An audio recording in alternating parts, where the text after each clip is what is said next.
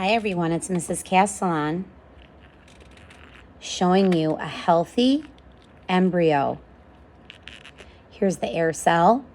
That's the first bit of breath that they will get. It's their first air. It's a nice healthy air cell. There are blood vessels bringing blood to and from the heart, and there's a healthy embryo moving around inside. This is day 15. This is a great looking embryo.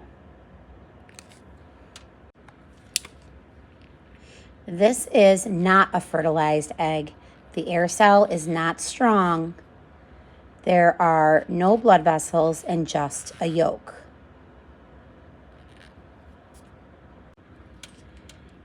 Here's another great example of a healthy embryo.